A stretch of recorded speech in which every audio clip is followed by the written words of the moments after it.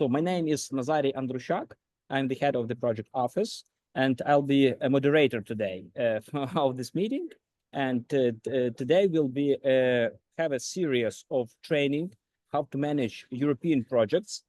And the trainer of today's meeting is Giles Brandon. He's the director of Intelligentsia Consulting. He is a guru in project writing and management, and also he is the one who is responsible that we have this project going on.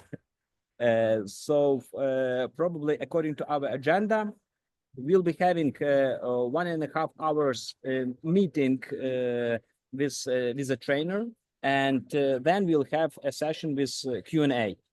You had a form to register, and so probably I ask those questions that were stated at the very beginning. And also, if you have some questions, please note it, or maybe Giles have different approach, so we can discuss them later on or during the meeting as Giles you wish. Well, firstly, Nazari, thank you very, very much for that introduction. I appreciate it very much. And I appreciate very much this opportunity to give this training to this class, this group of experts from Lviv Polytechnic National University. Regarding that very practical question you said about questions, can I suggest, I think this is what you were suggesting, Nazari. People, if they've got questions, please put them in the chat. Nazari, perhaps if you as moderator could sort of somehow collect them, and then at the end, I'll do my best to try to answer any specific questions that have been raised. Okay, so look, without sorry, I'm just seeing. I'm not used to all these features on Zoom. So it sounds like you might have switched to a different language. Yeah, I wish I could speak Ukrainian. I so wish I could, but sadly not. It's going to be English for this. My bad. Okay, look, let me most of the people, or maybe all of these people who are participating in this meeting understand English. So let's put English as the main language of this training, and there is no other excuses. Let's practice English. We are aiming to European grants. We are aiming to European projects. So English, our choice. Yeah, look, I'm giving this training on EU project management. In case you weren't already aware, this is being done within the context of an EU-funded project called Helios, which has been won by Irina Yaremchuk and her colleagues. Much of that project is actually sort of dealing with something called white-emitting organic systems for lighting applications, a very specific scientific technical project. But also included in the project are some capacity building activities aimed at research administrations and researchers to help boost their project management skills and proposal writing skills. And this is basically where I'm concerned. So, okay, let me move on to the next slide. So today's training is Module 1, Overview of EU Project Management. There are going to be 2 other training modules that I'll be doing, each one roughly about a month in between each of those training sessions. Now, this first one on Module 1, EU Project Management, how to say, it's a little bit generic, abstract presentation about EU project management. You'll see I'll try to give some more concrete examples by using a case study through many of the slides. But still, it's a little bit general. However, when I move on to modules 2 and 3, it will be very, very specific. In module 2, we'll be talking about Horizon Europe project lifecycle initiation phase and planning phase. I'm going to be talking a lot about actual proposal writing. And I'm going to be giving very, very specific examples from my own experience of preparing proposals for Horizon Europe and similar funding programs. Likewise, with Module 3, which will be the training will be going on in April, which is also about project lifecycle, but talking about execution phase, control phase, closing phase. It's going to be very specific.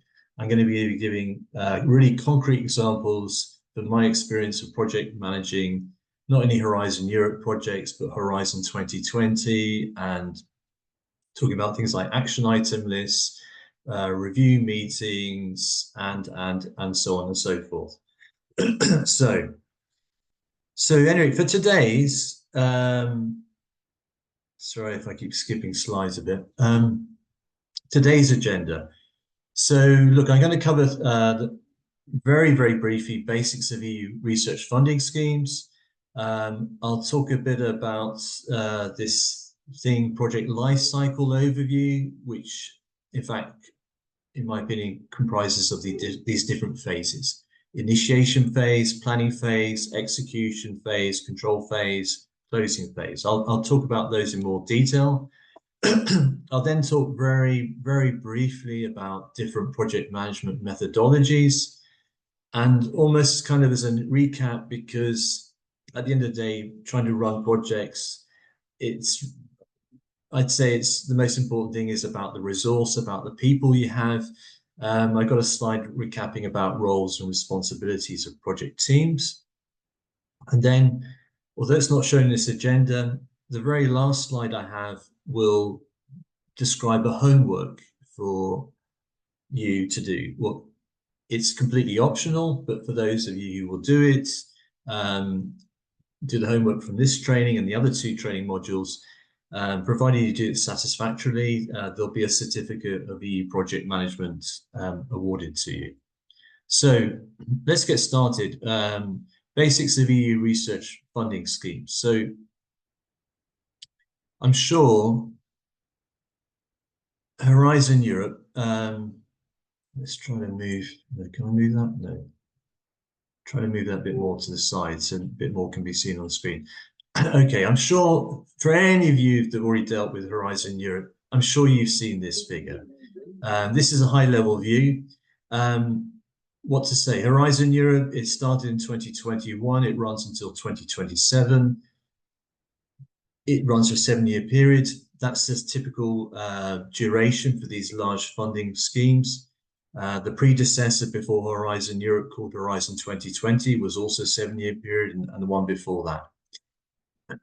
Each time there's a new funding program, the budget seems to go up. So for this current program, we have 95.5 billion.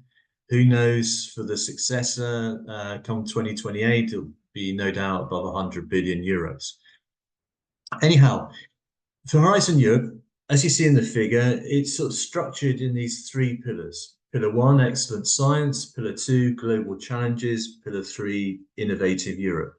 And then running at the bottom, you see this sort of horizontal sub-program where it says widening participation and strengthening the European research area, which incidentally, Helios project, which is called a twinning project, this is funded under this widening sub-program. So I'm not going to go into detail about each of these pillars, other than to say, if you haven't already been active, assuming you are interested in Horizon Europe, you will almost certainly be getting involved in proposals in Pillar 1, Pillar 2, quite possibly Pillar 3, and certainly the widening scheme at the bottom. And incidentally, Nazareth, I think you won a very big project only recently, yes, in widening. So look, your university, you're already doing very, very well, and no doubt you can do even better. But look, that's a very brief word about Horizon Europe. What I want to bring your attention to is, look, there's other EU funding schemes out there. I'm sure many of you would have heard of Erasmus Plus funding scheme. This also runs for a 7-year period. It has these different key actions. Quite possibly Lviv Polytechnic National University has been involved in such projects already. Certainly amongst EU member states, if you mention Erasmus to a university student of the age of 19, 20, 21, they will almost all have heard of it, because this is a funding scheme through which they can get to spend 6 months, a semester at another university in Europe. But it not only funds that, it also funds other kinds of activities between networks of universities. So there's Erasmus. Another sort of EU funding scheme, more at a regional level. This slide has certain names like European Fund for Regional Development. These names somehow tend to change over the course of the year. So even this slide I'm showing you now may be slightly out of date. But again, I think that the message to get across is, not only is there funding at EU at this high European level, if you go down to regions, there's funding made available by the EU, and the regions develop their own priorities and their own funding programs. And often these funding programs, they're actually regions that border between countries. So it ends up with projects where there may be, say, a Ukrainian partner together with Hungary and possibly a Slovakian partner.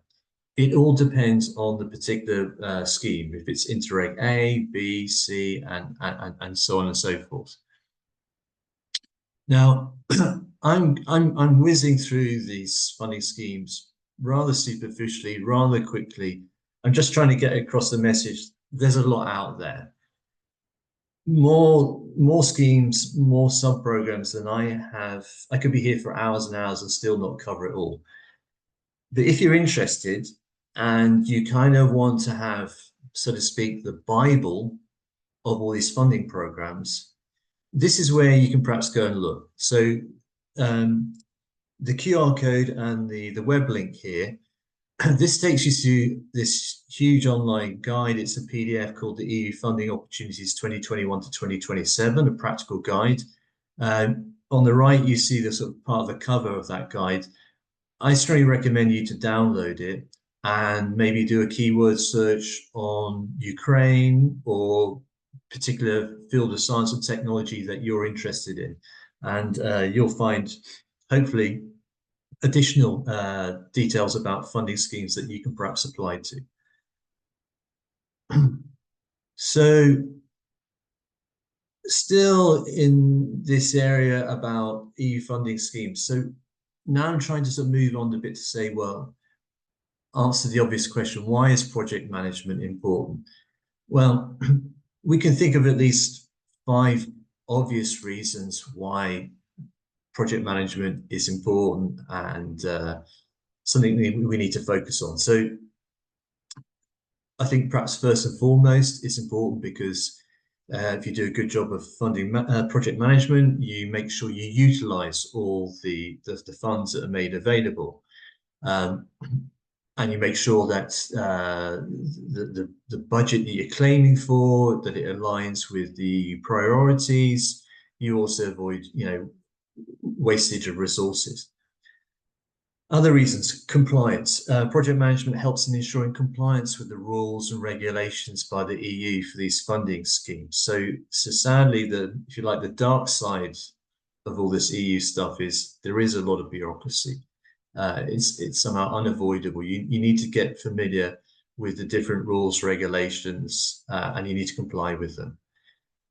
Project management is also important because it's for time management. If you have an EU project, you'll have deliverables, deadlines, milestones that you need to keep to. And so obviously time management is important to make sure you respect that. Project management also gets into risk management. All projects face risks and challenges. It's part of everyday life.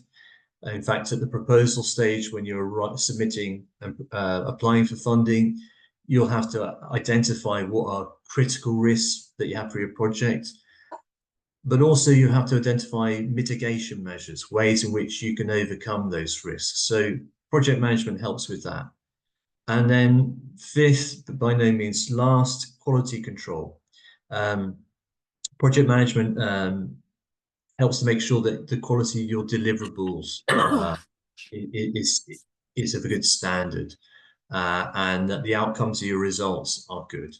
So that these are just five. I'm sure there are plenty of many other reasons and justifications why project management is important. Let's move on to talk about project lifecycle. So look, there are various ways and means we can break up a project into parts. This figure I'm showing here, this is just one way, if you like. This is sort of my way. Sound like Frank Sinatra, but yeah, this is just one way. And but this description, this figure I've got here, it kind of gives me a way, a good reference point to sort of break down and talk about different aspects of project management. So look, with this figure here, so I've got this sort of funny arrow, in general terms, running from sort of left to right. You could imagine it being the time of the project, the duration. It may sound like a pedantic point, but with each of these segments, it's at the end of each phase. I haven't got like a straight line. So when I go from initiation to planning, I've got this kind of funny arrowhead.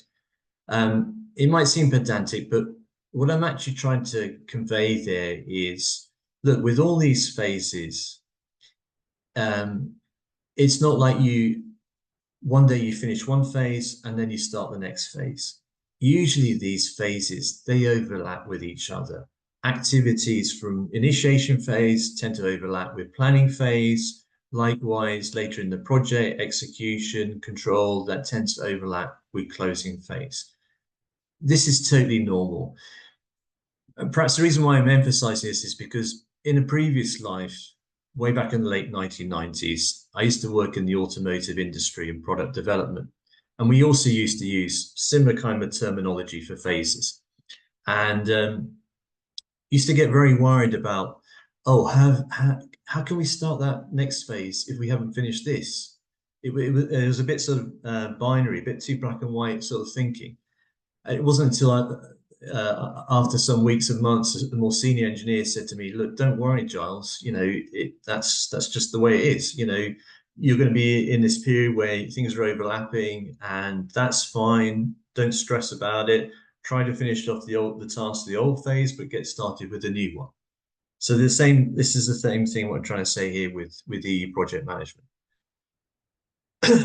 So anyway, well, let's move into to say some more words about these different phases. So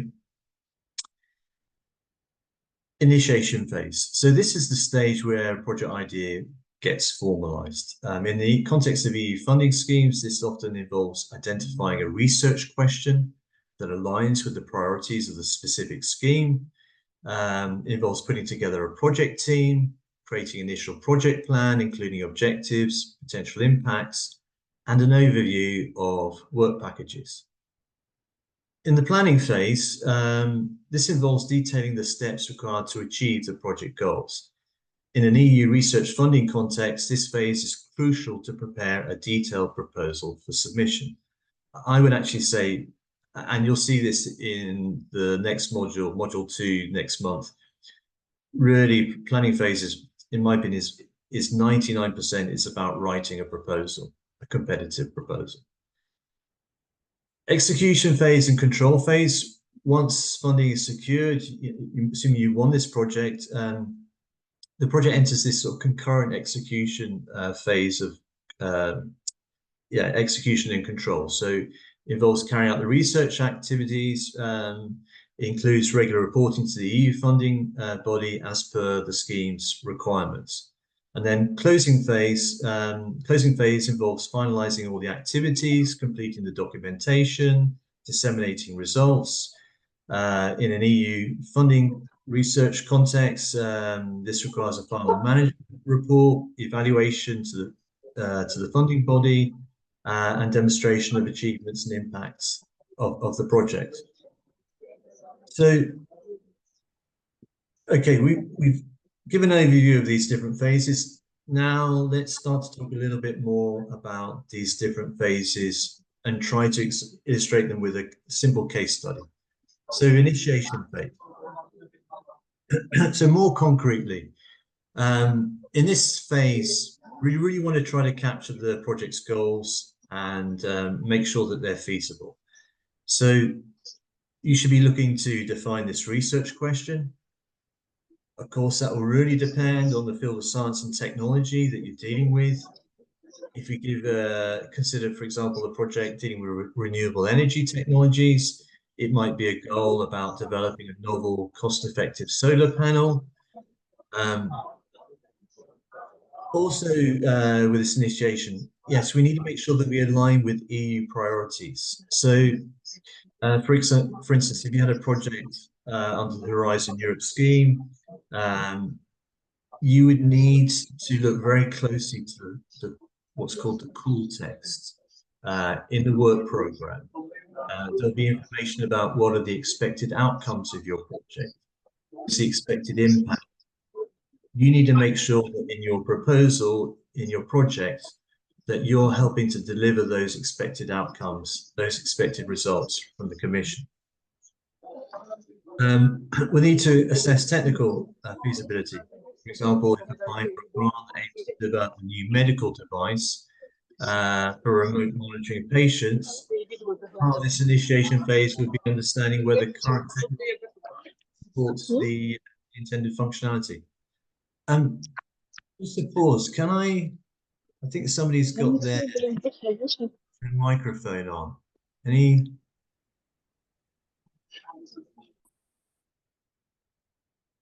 Okay. Sorry, a bit of a distraction. Other aspects to consider. Assessing the economic feasibility.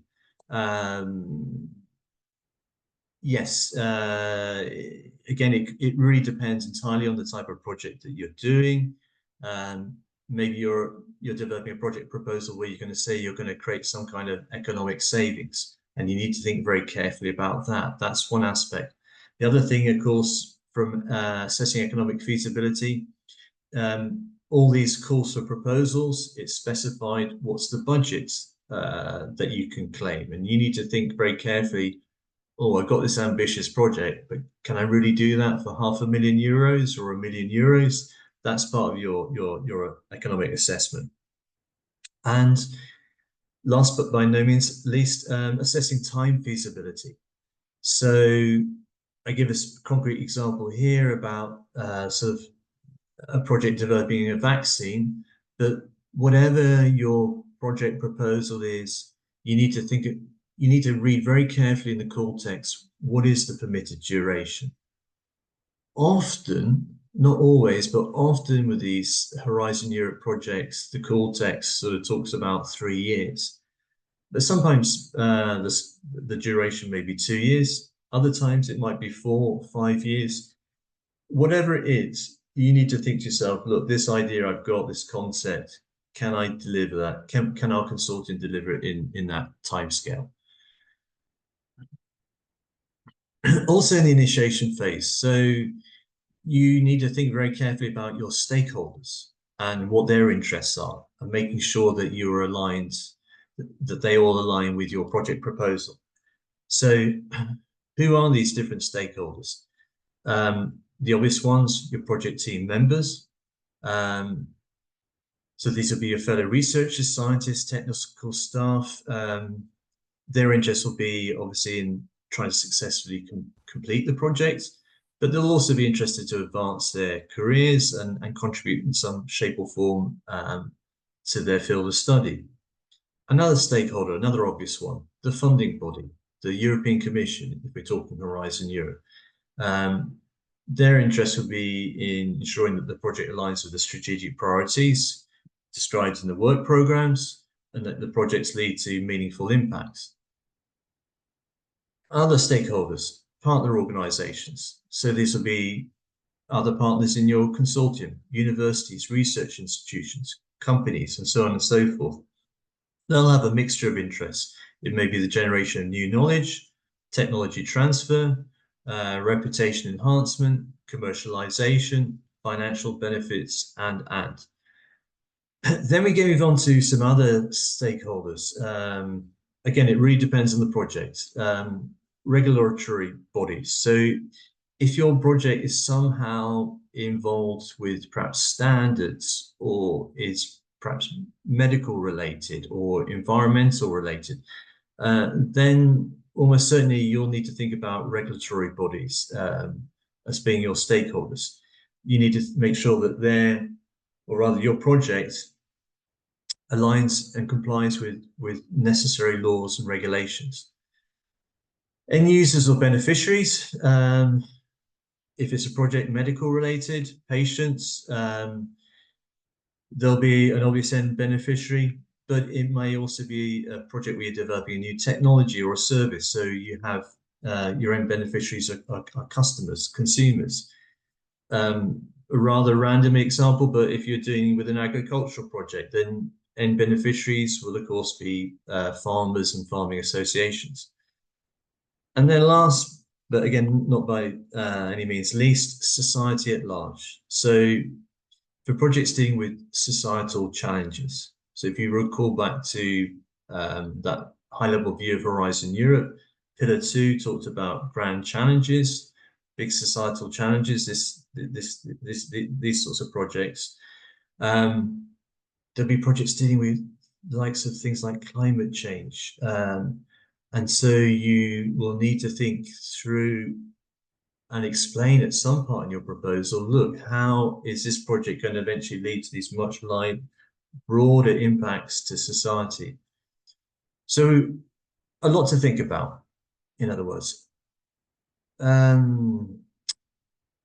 Okay, we move on to some other aspects to think about in this initiation phase. So I want to say a few words about what I call a project charter, or what some people might think of as being a project abstract. So in this initiation phase, where you're trying to define initially your project concept, where you're trying to get other partners and experts involved, it's good to have a charter, a project abstract. And this document, it serves as sort of informal contracts between, sorry, I skipped up, between the project team and the sponsor, the coordinator, and it outlines the scope, objectives, stakeholders, key deliverables of the project. So that might sound a little bit abstract.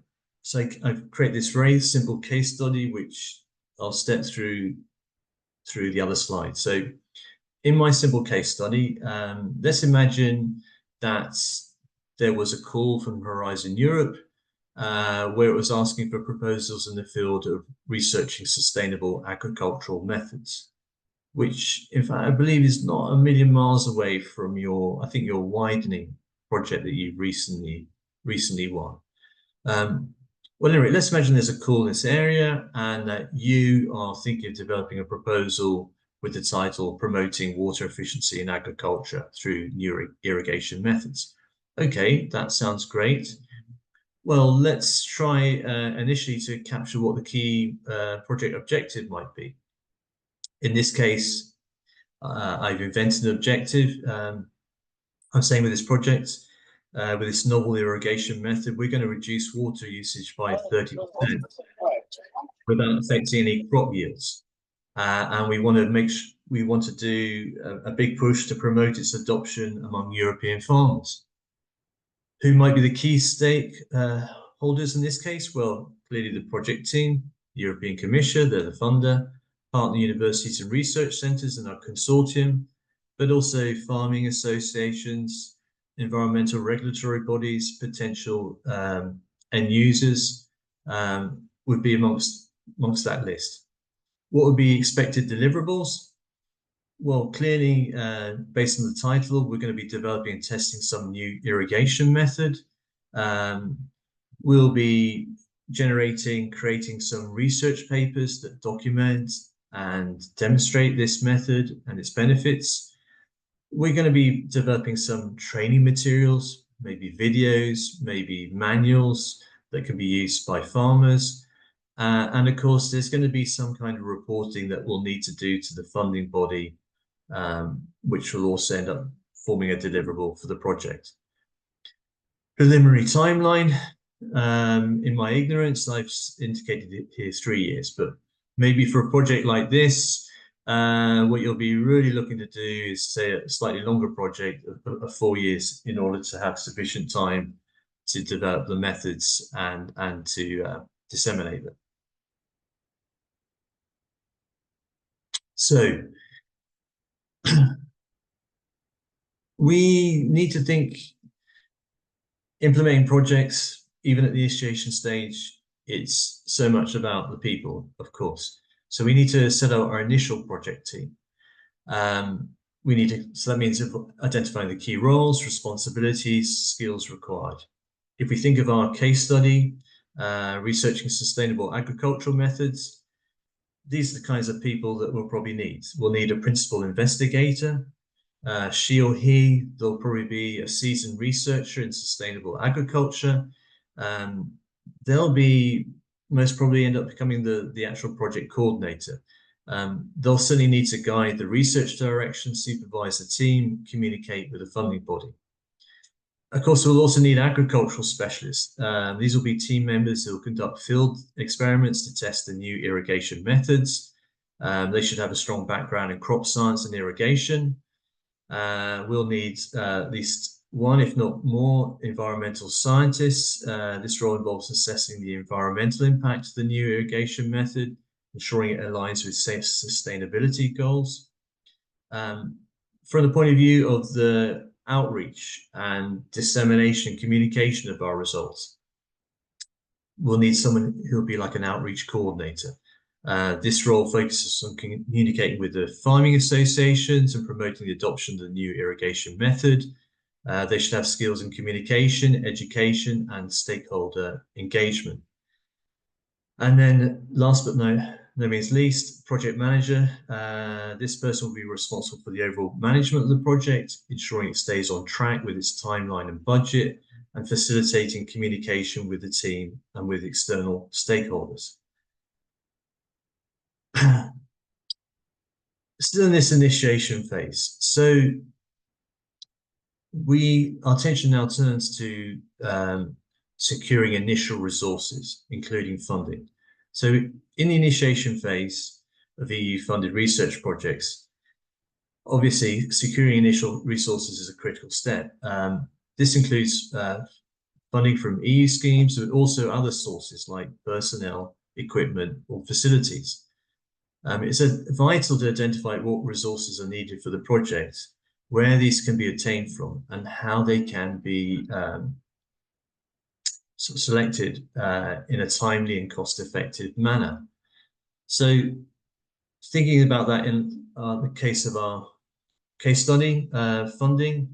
So in this case, I'm saying that the team, they want to apply for Horizon Europe scheme, specifically targeting calls related to sustainable agriculture or water efficiency. So that would be one of the challenges, one of the clusters under Pillar 2. But maybe they also see opportunities under Pillar 1, under Marie Skłodowska-Curie actions. That might also be a route to get some funding for this type of activity. Resources, personnel. So we already showed on the previous slide the different types of people that would be required across the whole team. But also thinking about resources, we need to think ahead. We're going to be developing these methods. They're going to have to be demonstrated. They're going to have to be developed. We need field sites. So the team would need to assess what would be suitable agricultural land. This might be available ideally through the host institution, partner organizations, or local farmers willing to participate in the research project.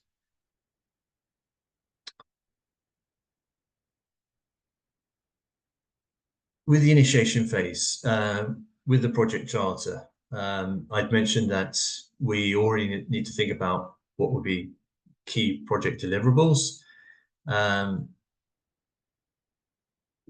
Just to make sure it's really clear, what is a deliverable? Well, a deliverable is something that's some kind of tangible proof of the project's progress and outcomes.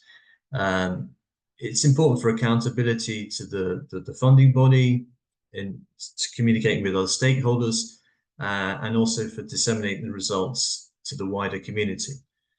So with our case study, what might these deliverables be? Firstly, research publications, peer-reviewed articles detailing the research findings related to the new irrigation method and its benefits, training materials, field trial results, and also a final report to the funding body. And just to say, this is obviously a case study about sustainable agricultural methods. But if I step back for a moment and I think about Helios project, we also have these kinds of deliverables, these kinds of targets in this project. So I believe over the course of Helios project, we're meant to produce something like about 9 or more research publications in the field of white emitting organic systems. Also, we're producing training materials. The slides from this training and subsequent trainings, they'll be made available to you, but they'll also form a report that we submit to the Commission as a deliverable. Lastly, in this initiation phase, it's important to already at the early stage think about possible challenges. So, and develop appropriate mitigation measures. So it's rather obvious, but if we identify challenges early on, it allows the project team to anticipate them, develop strategies to address them, and to increase the overall chances of project success. With a case study, what might these be? So you might have field trial challenges. Field trials could be affected by unpredictable factors like weather conditions, pests, crop diseases. The team could set up multiple trial sites to try to mitigate this risk and plan for longer trial periods to account for variability. Another real risk with this particular type of project is relates to the farmers. The new irrigation methods might be resisted by farmers due to the cost of implementation or lack of awareness. Our mitigation measures would be things like outreach activities, training sessions, and demonstrating the cost effectiveness and benefit of the new method. Another challenge that you can face not only with this project, but with projects in general, there can be delays in funding. The pre-financing may come late, or the interim payment may come late.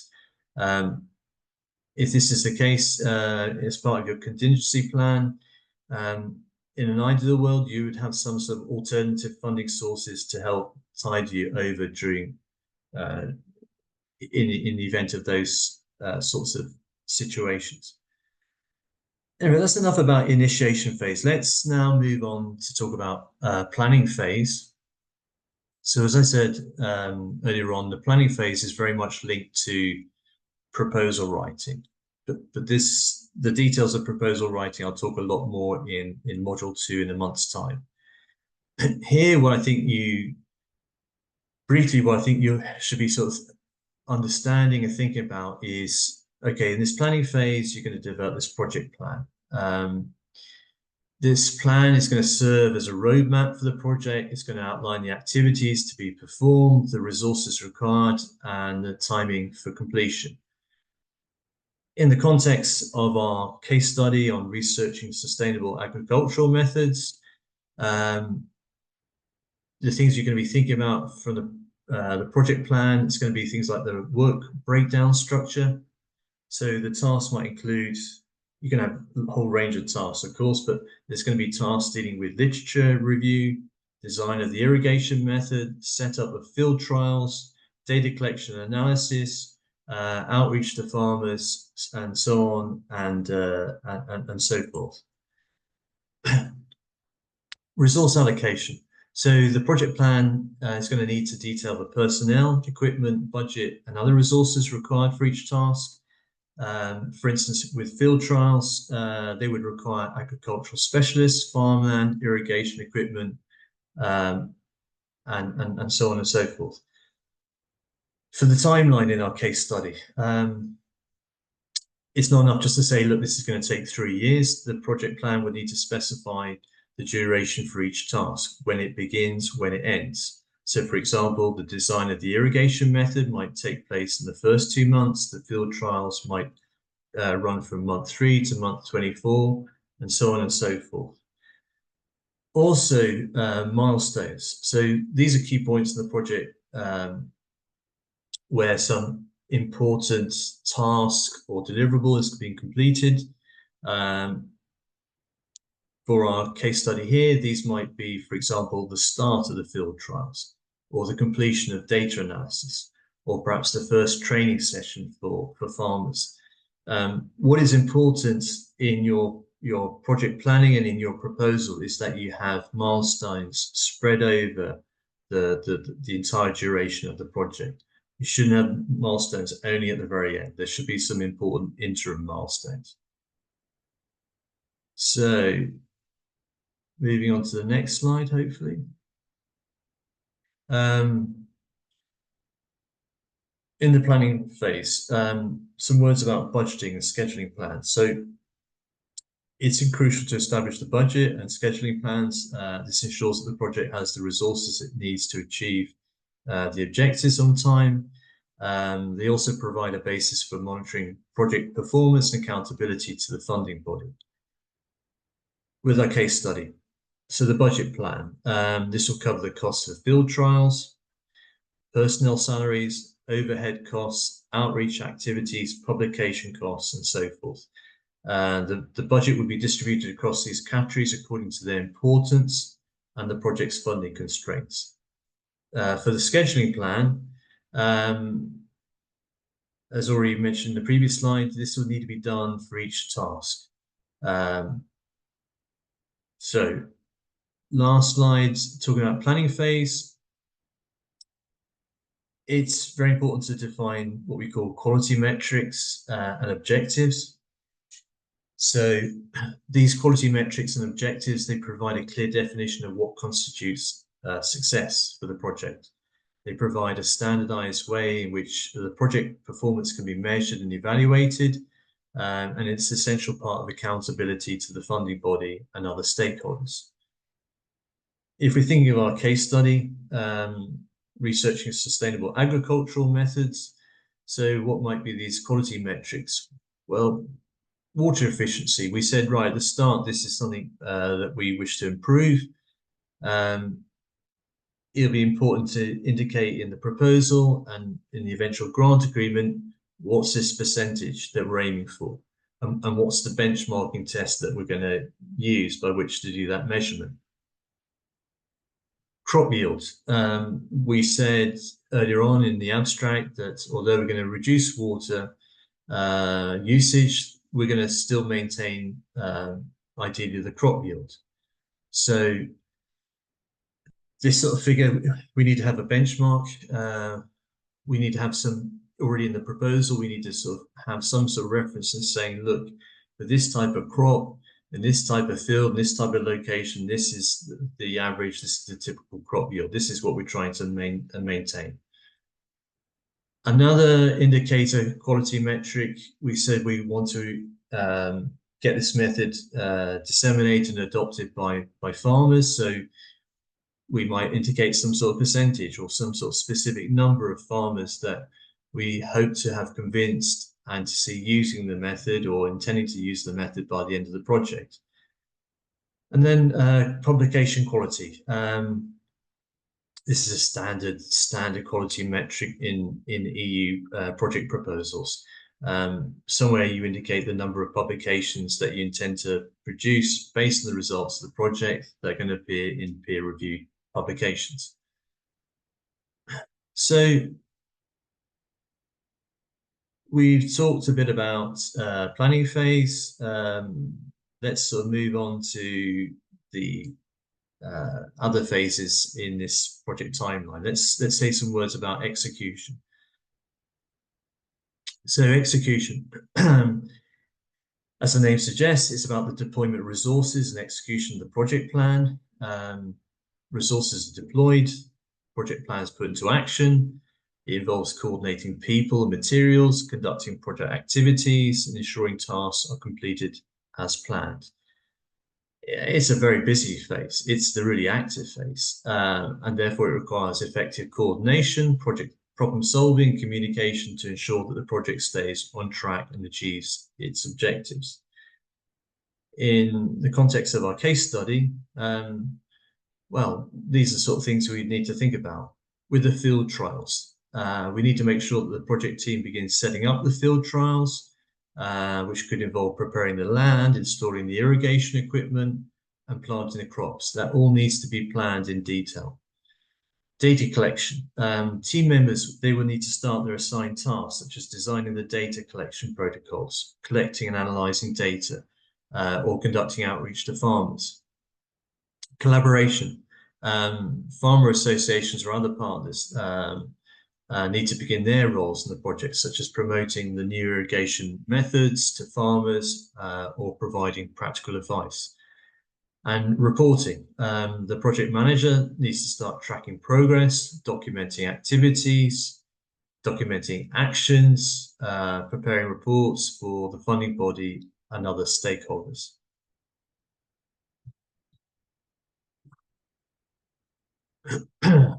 Moving on, within execution phase, so management of teams and their tasks.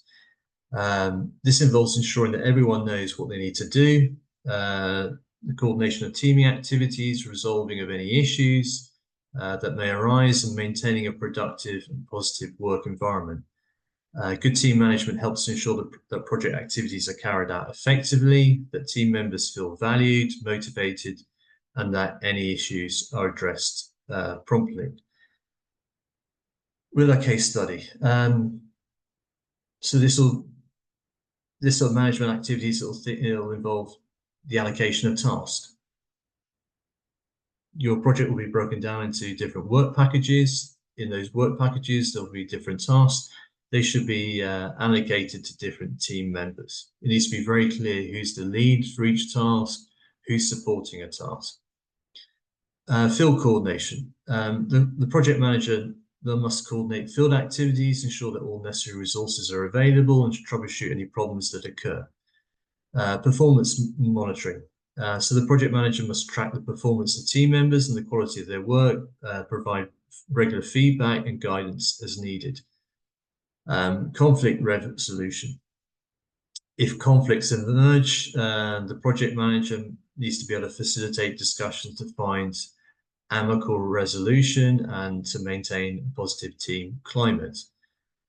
Team building. So team building activities could also be beneficial in this project to strengthen team relationships and boost morale. Now, this sounds rather obvious, but it's really good. It's really important if the project coordinator or the project manager, she or he tries to organize some kind of team building activities somehow away from the project. It might be as simple as just organizing a team dinner, a team lunch, but depending a bit on the interest of the partners involved, it can involve other activities. It might be, I don't know, playing a football match together, or going for a hike together, or doing something where it's just a chance to get to know other team members in a context outside of work. And so it helps to foster stronger bonds with the individuals. Lastly, on execution phase. So this phase can also involve the implementation of approved changes. So most projects seldom run exactly as they are described in their project proposal or in the project grant agreement. There's often changes. One of the most common ones is that the project needs to be extended in duration because there's been some challenge, some risk has cropped up, which it's not been possible to resolve in the short term and requires an extension of the project. Or regardless, whatever the changes are, they need to be approved. So getting this approval, this involves communicating the proposed changes to stakeholders updating the project plan, updating the grant agreement. What might be the things that would require to be changed in the context of our case study? Well, it might be the methodology changes. If the initial field trials suggest that the new irrigation method isn't as effective as expected, it might be necessary to modify the method. This change will need to be documented, approved, and communicated to all stakeholders. There may be a need to change locations. If a planned trial site becomes unavailable or unsuitable, it might be necessary to select a different site. This change would need to be approved and communicated as well to all stakeholders. Staff changes, which is probably the most common change that you see in any kind of project. So people leave organizations, they get promoted, they move on. So if key team members leave the project, new personnel might need to be recruited, which could involve adjustments to roles and responsibilities, timeline, and budget. Similar with the others, there'll need to be some sort of approval, and this needs to be communicated to partners. So we move on to talk about the control phase, which actually runs in parallel with the execution phase. So control, as the name suggests, it's about tracking, reviewing, regulating project progress. It's crucial to do this to ensure alignment with the project plan and to detect any issues early and to take corrective actions if necessary. So if we think about our case study, what can we do here to facilitate this? Well, we can have a project dashboard. A dashboard is a simple way to use to sort of monitor key project metrics, key performance indicators. We can do field visits. The project manager or designated team member should be making regular visits to the field trial sites to check on progress, resolve any issues, and collect feedback from farmers. Status reports, regular status reports should be prepared for the funding body, farmer associations, and other stakeholders that provide updates on the project's progress and any issues or changes. Data quality checks. So regular checks should be conducted on the collected data to ensure its quality and reliability. Any issues identified should be investigated and addressed. Also within this control phase, so we're collecting all this data, these information for indicators. We obviously need to compare actual performance with planned performance. In the context of our case study, there'll be things like the timeline tracking. What's the actual progress? How does it compare with that planned in the timeline? Budget comparison. What's the actual spending that's being done by partners versus the budget plan? Are we monitoring that regularly? Are we identifying any areas of overspending or underspending? I step back for a minute as a side note. I mean, from how many years of being involved in EU projects, if there's one thing that I see time and time again with EU-funded projects when they're run by consortia, there's always at least one, if not several partners who simply don't really plan to spend their budget. And usually with these EU projects, you have midterm reporting and then a final reporting. And at both those periods, you have to sort of indicate what expenses, what costs you've incurred. And the number of times we get to the first reporting, the midterm reporting, and you find some partners who they've hardly spent anything because they just haven't really planned. And suddenly they wake up at the midpoint and they have a bit of a panic, and then suddenly they have a splurge in period two, but on expenses. But somehow it's not very efficient. It's not a very desirable way to do it. It's much better to plan your expenses. Data quality measures is another thing, of course, where there should be comparison between actual versus planned performance and farmer adoption. Yes, we said there'll be some indicator what we're trying to achieve for the projects. Where are we at the midpoint in terms of adoption? Where are we at the end? These are all things to check. Finally, in the control phase, so this obviously is what I'm saying here is very much in line with this thing about identifying challenges and mitigation measures. So in the case of our case study, we have field trial problems. We've already sort of mentioned a bit about that. There could be data quality issues. There could be budget overruns and delays. There could be farmer resistance. These are all challenges. These are all issues. We better have some mitigation measures up our sleeves to try to address those. So into the final phase, the closing phase. What are the things we need to consider? Well, invariably with our project, there'll be some kind of final product or service that we said we were going to deliver. In the context of our case study, there'll be several things. There'll be the method documentation. Hopefully our project has proved successful. We have a more efficient, less water consuming method. This method should be well documented, and that documentation needs to be provided to the farmer associations and agricultural extension services and farmers. The training programs that have been developed for the outreach, we need to be able to show that these have been delivered. We need to make available the video, if there's video resources, if there's manuals, these need to be, these will be deliverables, these need to be made available.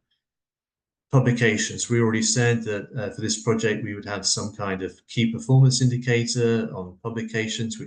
By the end of the project, we need to show, well, where do we actually stand? What are these actual publications? And then maybe if our project, or if your project has more wider potential impact or implications, maybe the results that you generated could or should lead to some sort of adoption or development of new policies in agriculture or science or whatever the field is. In that case, you might want to produce what are called policy briefs, and these should be distributed to the relevant government agencies. Also in the closing phase, so we need to think about releasing the project resources. So this involves ensuring that human, physical, and finance resources that were tied up in the project, that they're closed off, redirected, or reassigned.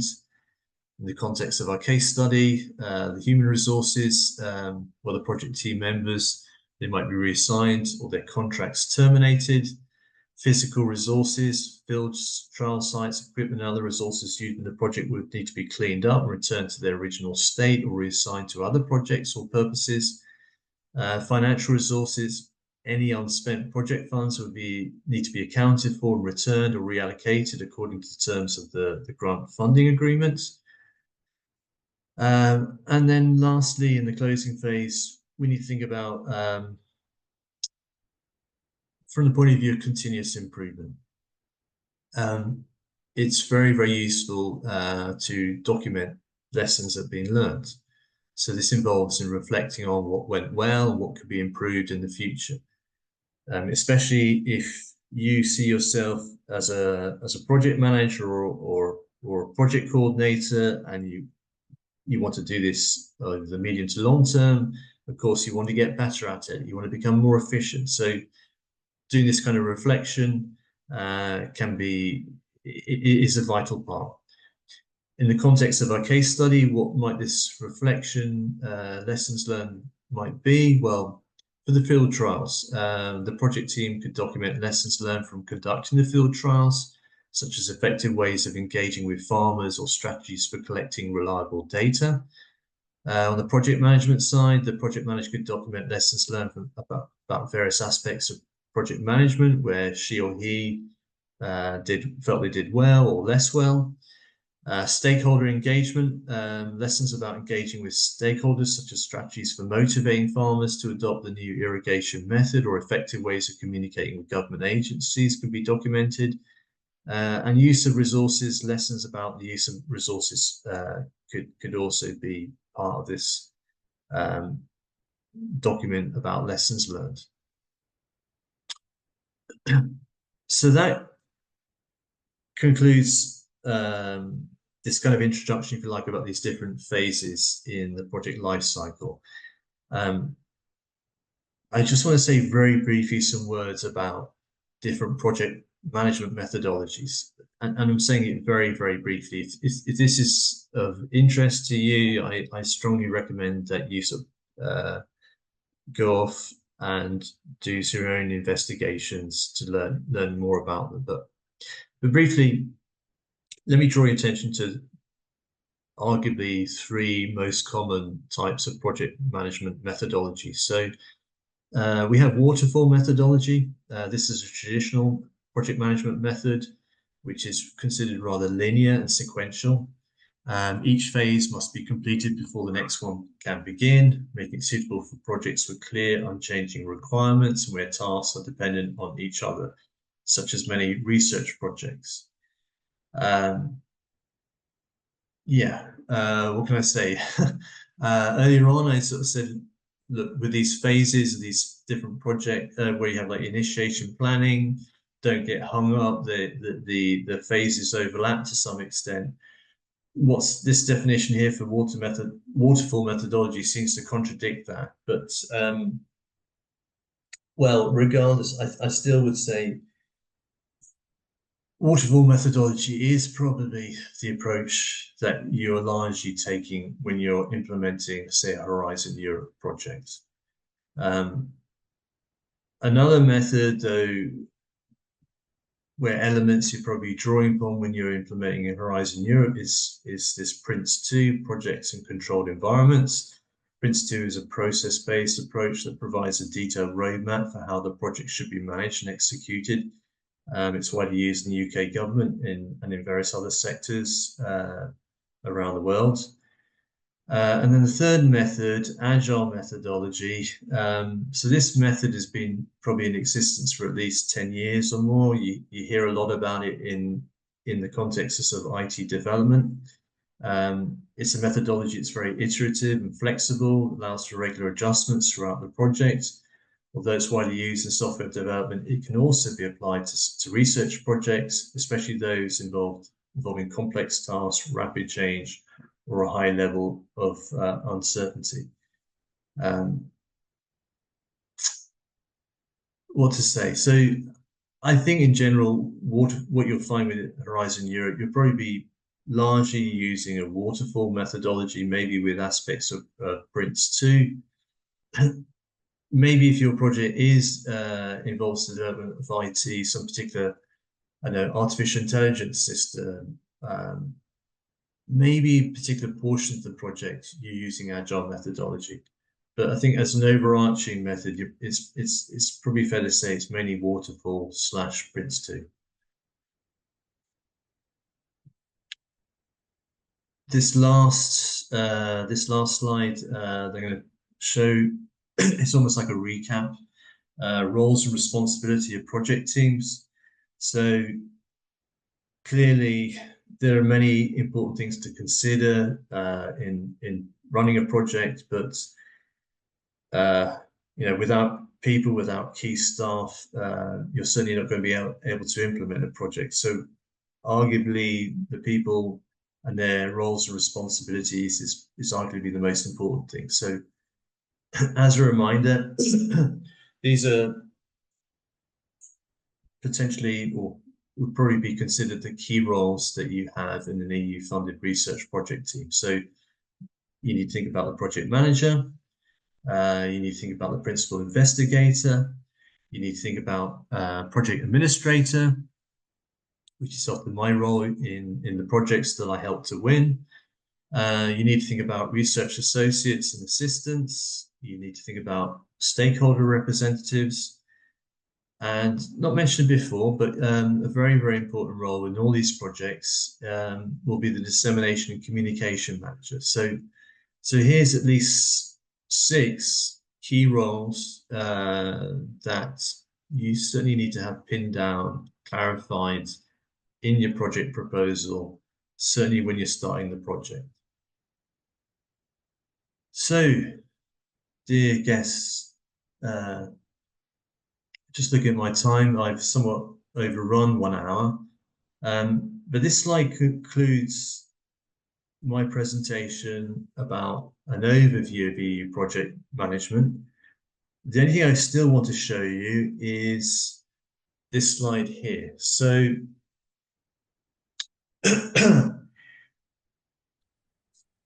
sitting, watching a presentation, frankly speaking, it's not the most exciting thing in the world to do unless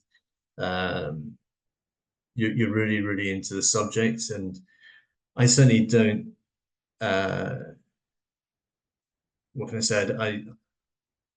I'm sure that listening to me droning on about EU project management is probably not the most exciting thing in the world, but to try to help embed some of these things that I've spoken about, I encourage you, this is entirely optional, but I encourage you to do homeworks for each of the training modules that I will present. So, and if you do each of these homeworks satisfactorily, then there'll be a certificate of project management issued to you.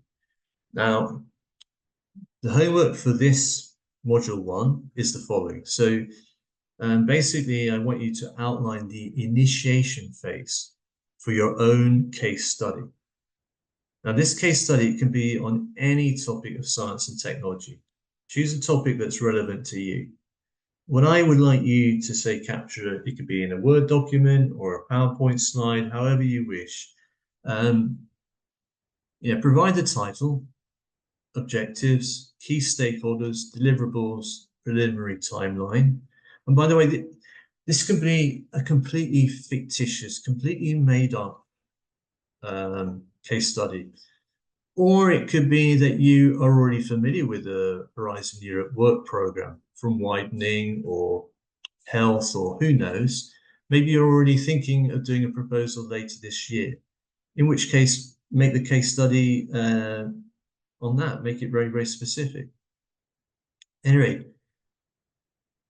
as well as providing this title, what I also want you to do is describe the issues to be considered in the initiation phase. So in a similar way it was done for my case study on researching sustainable agricultural methods, please can you describe the project charter, initial project team, initial resources, project deliverables, and possible challenges. Assuming you're going ahead with doing this bit of homework, please email it to me at the following email address. And please respect this homework deadline. The earlier the better, but the 14th of March at the very latest. Please don't go over the deadline. Bear in mind that, for example, if you're writing proposals to submit to Horizon Europe, when the Commission gives a call deadline, they give absolutely no flexibility whatsoever. So if you miss the deadline, that's it, just tough luck. So, but anyway, please do your best to respect my homework deadline. And yeah, I hope some of you will respond, and I look forward very much to reviewing your project charters and your descriptions of the initiation phase for whatever your case study is. Nazari. Hey, thank you, Giles, for your presentation. It was very interesting lesson, and lots of information need to be processed. So probably you will send this presentation to us, and I can deliver it to all other people. Yes. Absolutely. I was just wondering, is there any? Look in the chat. Oh, sorry. We have plenty. We have plenty of. Yeah, I just clicked on the chat and I thought there'd be some questions, but I see it was about the microphone. But look, if anybody has any questions, you're welcome to ask me now or put it in the chat. Or if you feel a bit nervous about doing it now, look, you have my email address. You're also very welcome to send me an email, and I'll do my best respond. Giles, I have a lot about 25 questions. I didn't put them all into the chat, so we have plenty of answering. So probably Okay, I will be reading them and also putting into the chart. So the first question is, who is the initiator of the project idea? very good question. The honest answer is it depends. It really, really depends. I give a very general answer. If we're talking about, say, a proposal for some sort of research project to develop some kind of new technology, which involves EU partners, what you tend to find is there are certain researchers, certain companies who are very, very active in this space in Horizon Europe. And they will be actively reading work programs, they'll be familiar with the calls, they'll have their own networks, and they'll probably be the initiators. But the initiator can be anybody. Yeah. Yeah, as you get older and you develop more contacts, more of a network, you'll naturally become more and more of an initiator, won't you? Yeah. But there's nothing to stop. If you've got a really good idea, you've seen a call and you've got a really good idea, there's nothing to stop you giving it a go and try. And to be honest, and I'm thinking now about my own experience of proposal writing. If I go back when I first started 20 odd years ago, the first few proposals I wrote, they were total disasters. You know, I got shockingly bad marks. It was a very disappointing experience, but you know, what doesn't kill you makes you a stronger person, hopefully, and bit by bit you get better. So it's a long answer. You can be initiated at any time. Just get started. The more experience you gain, the better you'll get at it. So I'll try to be short of the next question. Okay, so there is like a very broad question. Can you share with us your first experience of project management, of managing probably the first your first project?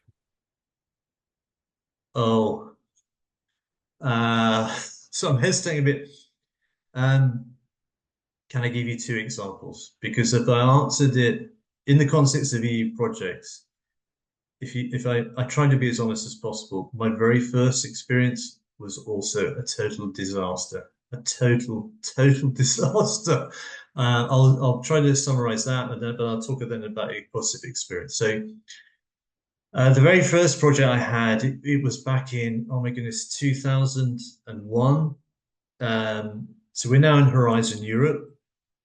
Another name for this Horizon Europe is Framework Program 9, or people don't really, only geeks like me might say that, but this is the 9th framework program, and each one has been about 7 years. So I had a project in Framework Program 5. So it was back in 2001, and I inherited this project. I just joined this consultancy firm. I was sort of given this, and the problem was it had a small consortium, and there were really poisonous relations within the consortium. So it was an absolute shocker and nightmare of a project. And in fact, I remember going to the interim review. In those days, you had it in the European Commission. And I'd basically been instructed by my boss to try to stop the project, to basically blow the project up, to basically say, this is an awful project, it should be stopped. So it was an absolute shocker. But here I am, look, 23, 24 years later. So, you know, like I say, what doesn't kill you makes you a stronger person. What I can say is after that really negative, bad experience, over the course of several years after that, 2 or 3 years later, after quite a few experiences of bad, not really knowing how to write proposals, not having a mentor, not having somebody to try to explain it, but bit by bit, I got a little bit better. I got a bit a better understanding. Finally, around about, I think, 2005, I won a project under the Six Framework project. And well, it was in a totally different time to what we are today. This was 2006. I had a project which involved Ukraine and also Russia. I mean, in those days, sadly, we all know the story situation today, but in those days it was different. And it was a project which was all about science policy and research policy. And it involved taking a European methodology for collecting special statistics and data about research and innovation systems in those countries and developing certain types of country reports based on an EU standard. It was a project where the acronym was BRU, benchmarking Russia and Ukraine on the innovation trend chart. And it was a nice project. Written the proposal, we won it, and we had nice partners, and it went really, really smoothly. So yeah, sorry, long answer. Next question. The question: how do you choose the winning idea for the proposal? So many ideas, and how do you choose the one that will be winnable? It's if I do this, flicking a coin, catching it. I must admit, at times it feels like that. It's there's no guarantee. There's no guaranteed way to win projects. There's always an element of good luck or bad luck depending on the outcome. Yeah, never underestimate the aspect of good or bad luck. It plays a. We all like to think, well, we're a brilliant proposal writer, but hey, there's always luck or bad luck. But with that all said, what do I look at? Well, I often get approached by a principal investigator or a small consortium saying, can you write a proposal? And I would definitely want to know who's in this consortium, at least the initial partners. Do they sound strong? Do they have some credibility? That would be certainly one thing I'd be looking at. Then obviously this project idea, this concept, does it sound like it's state of the art or beyond state of the art? Now that, honestly, for me, that's a struggle because I don't have a PhD. I don't have a PhD in sustainable agricultural methods. In a previous life, I was an undergraduate in physics, so I have some affinity for that. I have a bit of an idea, a bit of a feel, a bit of a geeky feel of what's state of the art in physics, so that helps with that. But I guess what I would do is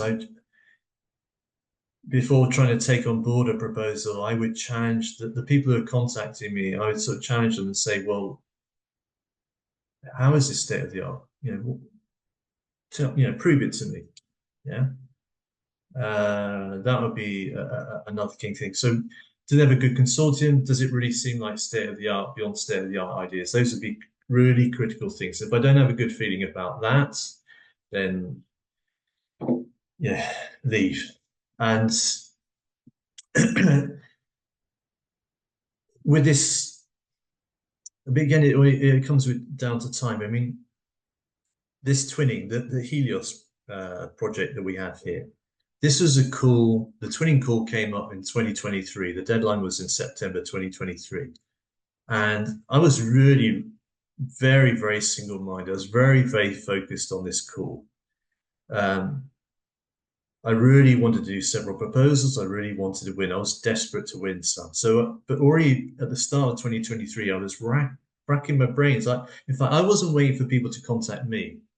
I was thinking, who should I contact? Who do I think would have a good chance? And so, for example, I actually have a twinning project right now in Georgia. It's with the Eliver Institute, who are specialized in a field called bacteriophages. And I contacted them out of the blue. I'd read an article about their institute in The Economist magazine early in 2023. It said about this amazing institute and they're doing world-class research. And I thought, wait a minute, I've been to Georgia, world-class research. Is that right? Am I reading the right thing? And then when I looked at their website, saw it was indeed the case. I saw on their website that their director had appeared at the European Parliament and spoken about this topic, bacteriophages. So I started seeing all these things which really excited me, and I thought I've got to write a proposal for them if they will accept me. So I spent about 2 months courting, if you like, online by emailing online the director, and then eventually did the proposal. So I don't only wait for people to contact me. If I really, really want to do something, I look around and take that approach. Okay. Sorry again, If Nazra, I'm yeah, bad. I'll try to be yeah, more it's succinct. yeah, it's good. It's good. So, but the following the same question, what is the best approach for choosing the idea? I mean, top-down approach or bottom-up approach? In meaning, for example, if you have an idea, it's preferably to find a call that suits this idea, or finding the call, you can think about some idea that is most suitable to this call.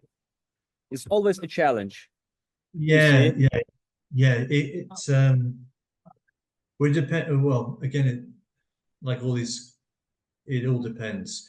Look, in Horizon Europe, there are so you got those pillars and you got widening. Some of those calls are top down. You know, there's a very specific call saying blah blah. Some are bottom up. Some are much more. So, for example, this twinning call. It didn't specify what field of science and technology the proposal had to be in it, so it's very open ended. Yeah. Other calls like which are bottom up driven. In Pillar 3 in European Innovation Council, there's a scheme called EIC Pathfinder Open, and this is also a bottom up driven scheme. So for that one, they're really looking, the commission is very competitive. The commission are really looking for groundbreaking concepts for new technology, disruptive technology. I actually have a project in that field. It funded under that about something called quantum reservoir computing. Another scheme, this time in Pillar 1, under Marie Skłodowska-Curie actions. There's a thing called doctoral networks. Well, in fact, pause for a minute. All the Marie Skłodowska-Curie actions, I think, are essentially bottom-up driven. They can be in any field of science and technology. You need to be able to demonstrate, though, that they're state-of-the-art or beyond state-of-the-art. So those are some ideas. If you've got a specific idea and you're desperate, look at widening twinning, look at EIC Pathfinder, look at Marie Skłodowska-Curie actions. For all the others, yeah, they're top-down driven. You've got an idea, yeah, maybe you try to get draft copies of work programs, you do your searches, you see if there's a match, yeah.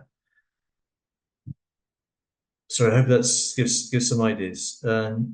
Next question.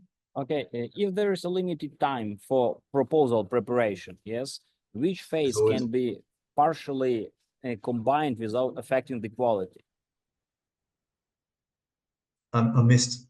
If there's a limited time, then what? For preparing the proposal, Yeah. if we are talking about proposal preparation, yes, and if we are like have a short time or short period for preparing the proposal, what phase in all this road for proposal preparation can be combined or eliminated without the affecting the quality? Oh, well, you're basically squeezing together initiation phase and planning phase. Yeah.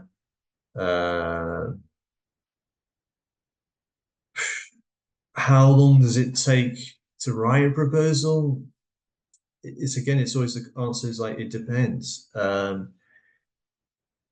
Look, with this, if you have experience with a particular funding scheme, I mean, I've got a lot of experience with twinnings, so I could write them relatively quickly. I could perhaps, in fact, if I had all the necessary information, I could probably do it within a few weeks.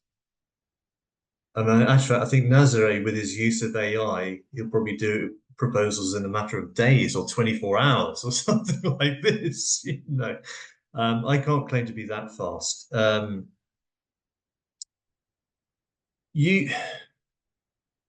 I've had some extreme experiences. I mean, I had some years ago a research and innovation action project. This was under Horizon 2020. It was in something, so it was like a 4-year proper research project about something called computation in memory.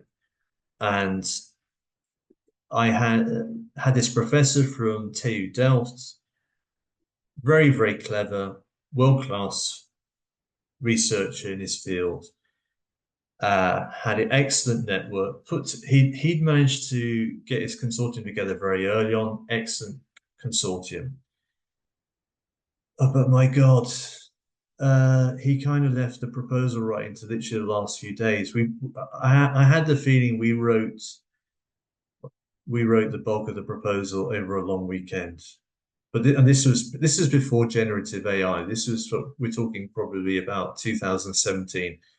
It was an absolutely horrendous weekend from my perspective, but nevertheless we actually amazingly we did this proposal and it got like 14.5 out of 15. But that's thanks to the professor and his brilliant idea and his brilliant consortium and his ability to produce a lot of text very quickly. But I that whole weekend we were just basically online, and I was basically telling him, look, I need this now. And then suddenly he would create this text in no time. He was super fast at typing, and he knew where the material was. But give yourself months. Better to plan months before a deadline, yeah. And to still maintain quality. Well, look, the other thing, of course, is the more you do these proposals, the better you get, the better you naturally become. You'll become more efficient, and you'll naturally have, for some of these sections of the proposal, it's generic. It doesn't matter what the topic is, if it's ICT or health or agriculture. There are parts about data management, dissemination. They're the same. So over your experience, you will have this text and you'll know how to quickly grab it and quickly adapt it. Maybe even with generative AI, you can speed up, who knows? So, but give yourself a few months, unless you want to have a nervous breakdown. Oh, okay. Next question. Based on your experience, how many team members should be involved in the projects like Horizon Europe or Erasmus Plus? I got to be honest, I'm not so experienced with Erasmus Plus. I please excuse me for not answering that. For Horizon Europe, again, it always depends. It really, really depends. If you're talking about a research and innovation action, which is like one of the most common types, with maybe a budget between 4 and 6 million euros, maybe you have a consortium between, say, 5 to 10 partners, but it can easily be more. With these twinning projects, the minimum requirement is something like three. I think it's like three partners, and you see a lot of twinning projects which indeed just have 3 partners. So beware of having. It's easy to end up with a quite large consortium. Be aware of that. Beware of it if you're the project coordinator, because so I'm thinking of that rapper who once got was it Mo Money, Mo Problems? I think it's like Mo Partners, Mo Problems. Yeah. If you're the coordinator, you're your consortium. When it comes to the administration, you're as strong as the weakest link. What I mean by that is your ability to submit your midterm and final reports is somewhat at the mercy of the weakest partner. They have to submit their financial statements, and if they're slow on that or whatever, it could be a nightmare. So try to avoid having too large a consortium. But the other thing to do, go on the Cordis project database. I'm struggling to answer this sort of question, but a more precise way. Look at to get a more precise answer, look at the particular program, Marie Skłodowska Curie Action or EIC Pathfinder or whatever it is. go onto Google, type Project Cordis database. Through the links, you should get to a publicly accessible database from the European Commission with all these Horizon Europe, Horizon 2020 projects. And I suggest you, if you know the particular call you're interested in, let's say EIC Pathfinder Open, try to find out when was the last call. And through the database, you can bring up a list of all those projects. And for each project, there'll be a summary, and then there'll be details about the consortia. So you can do your own analysis. You can get a feel for, is it 3 partners? Is it 10? Is it what? What's the Goldilocks answer? Yeah. Sorry, long answer. Okay, that's okay. What about projects? Is better to concentrate on multidisciplinary projects, or better concentrate on some narrow areas projects? It all depends on your. It all depends on the call, and it all depends on your network. Look, there are some sub-programs where there are this under, is it Pillar 1, Excellent Science, you've got, is it European Research Council? If you're a really good researcher in your fields, you can apply for these ERC, these European Research Council grants, starter grant, consolidated grant, advanced grant. And then that's just basically you applying for that funding. So you don't really need to worry too much about multidisciplinary. Yeah,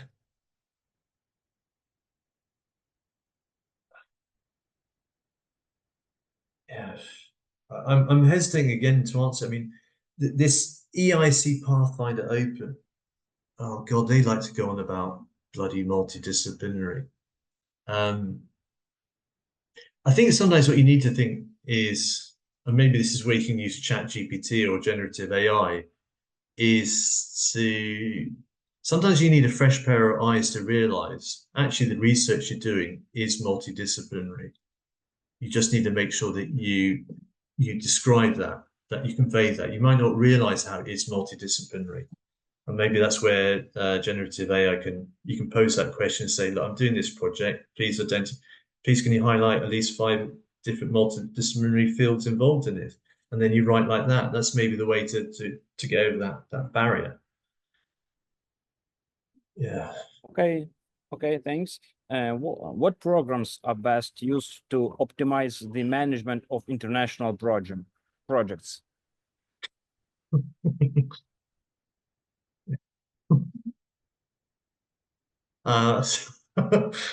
So I'm laughing because I don't know. Oh, I mean, I've been doing this for years. It's not a satisfactory answer that I'm going to give to that question, but I would say it helps to have somebody who's a project manager who's somehow paranoid of failure, that they lay awake at night worrying about, no, but joking apart, I don't think I've never used any specific programs. I don't think you need to. Really, what the problem you're trying to deal with is in implementing a project well with a consortium, is trying to make sure you have people's attention, that they focused on the wretched project, that they're doing stuff, because a lot of the time you win the project, you have a kickoff meeting, everyone's happy, and then they all clear off, and then you don't see each other for several months, so there's not much communication. That's the real issue. To overcome that, you don't need a special program. What you do need to do is to organize regular online meetings. A few years ago, I was coordinating a project called Fit for NMP, and we used to have a weekly meeting on a Friday at something like 2 o'clock. week in, week out. Now, sometimes that meeting was only 5-10 minutes because there was nothing really to discuss. Other times it was like an hour. But we kept that discipline, we kept it going. And every week I would maintain like an action item list for each of the work packages. I had like a document, I'd circulate it, it showed the actions. Some of these actions were quite general, some were very, very specific.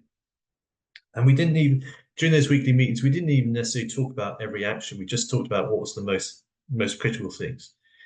But my goodness, we did really well with that project. We got an excellent final review. We got good results. It was just because we kept people's attention focused. So I think that's what I would say. Capturing that attention, keeping it. That's the key thing. Okay, thanks. Also, there's a question: are there any key secrets, or maybe some secrets, can you summarize what are the secrets of preparing successful projects on the Horizon Europe project?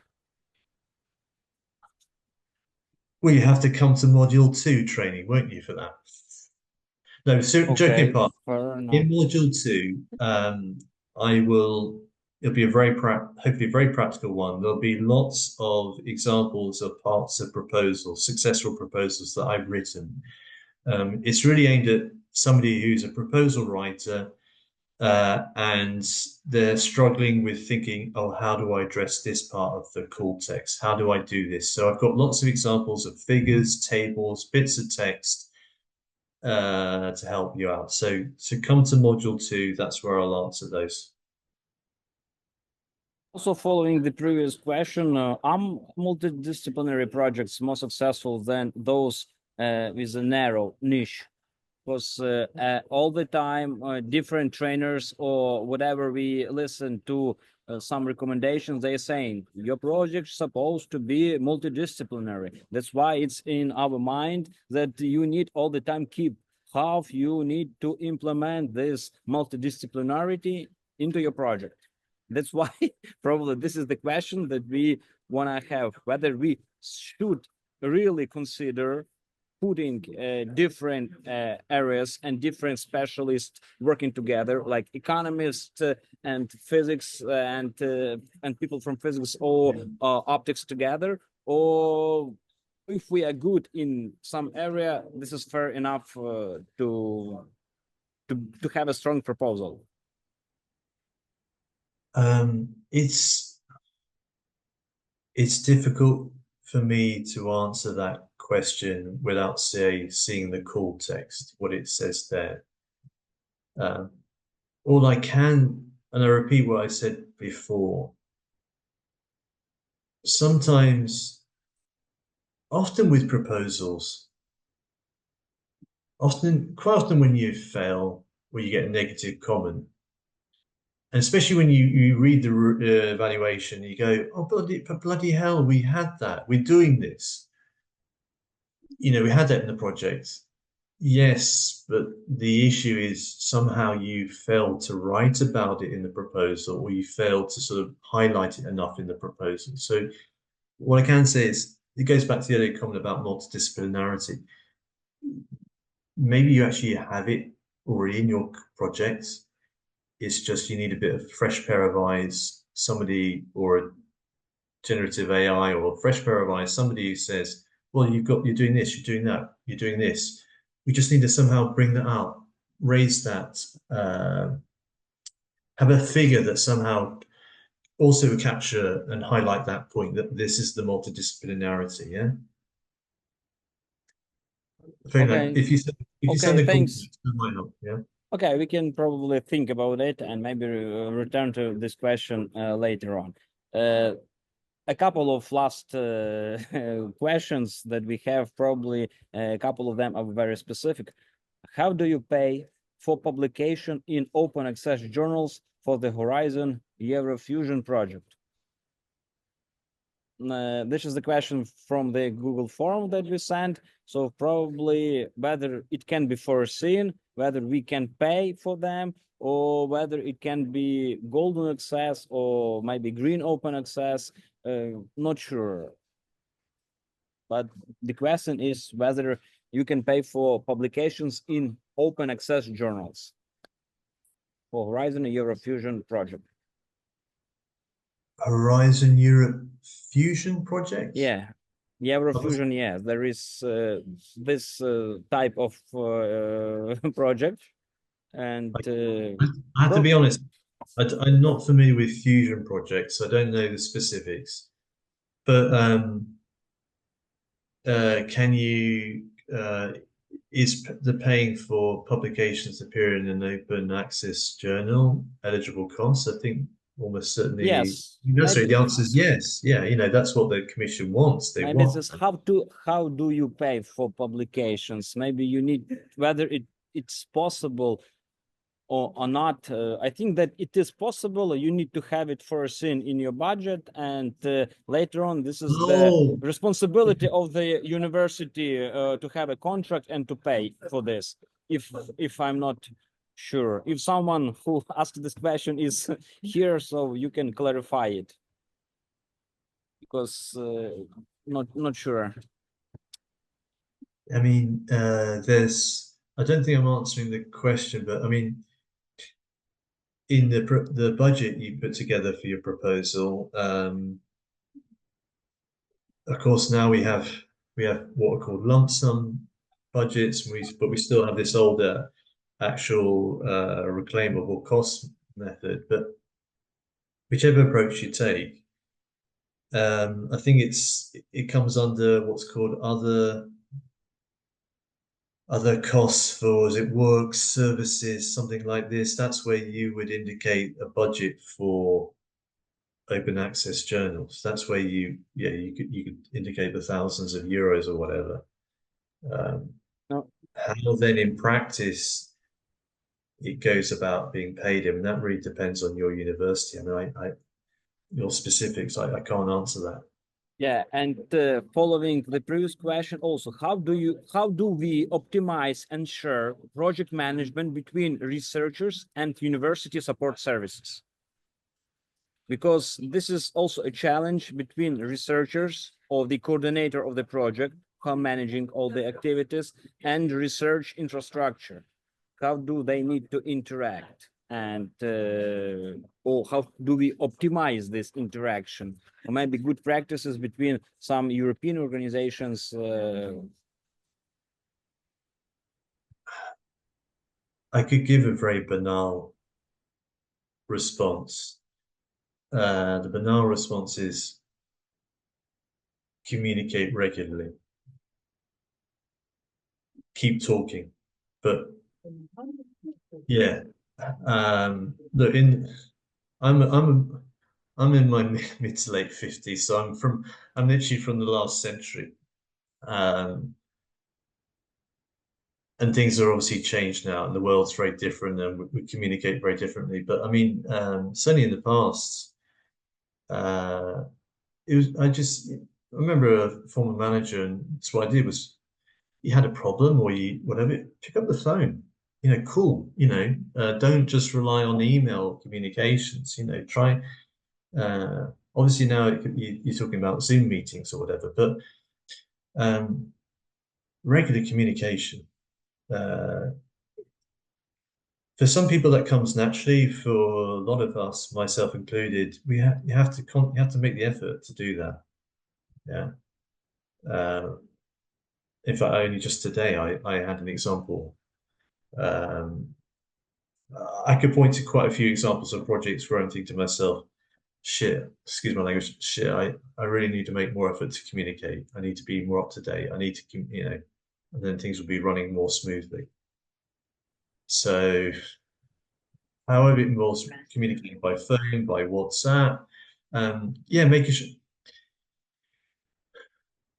I have a twinning project in Albania, and with the administration there, initially I tried sending emails and there wasn't much response. And then from actually going over there, I got the mobile number for a key person there, and I found that they're on. You can access them through WhatsApp. And then I subsequently found out, in fact, the best way to communicate was to send a short WhatsApp message. Then I got an almost instant response. My emails were being ignored for WhatsApp. Boom. So whatever works, but you got to communicate. Yeah. Okay, many thanks. Yeah. We are out of questions. If someone Yeah. has a question, so probably we can you can send it to me or you can send directly to Giles, and we can probably answer them next time. Thank you for these very interesting questions, and I really encourage you to come definitely to the Module 2 training and have loads of questions there, and I'll really do my best to answer them all. Yes. Thank you for sharing your knowledge. Thank you for presenting it for us. I think we have a long road for us to preparing all these project activities. So it will be very interesting road.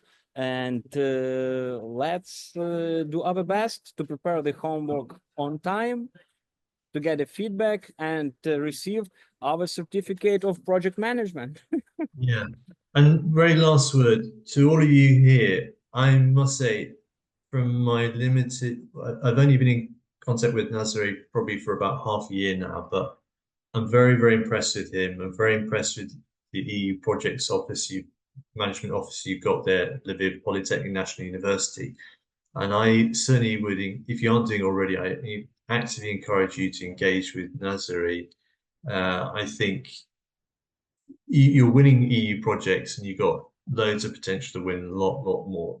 Um, so that's really, really good. And we say in French, chapeau, chapeau.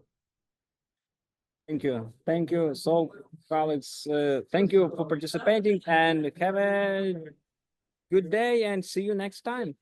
Yeah, yeah. All the very best to you. Yeah. Take care. See you soon. Bye bye. Bye Bye bye. bye.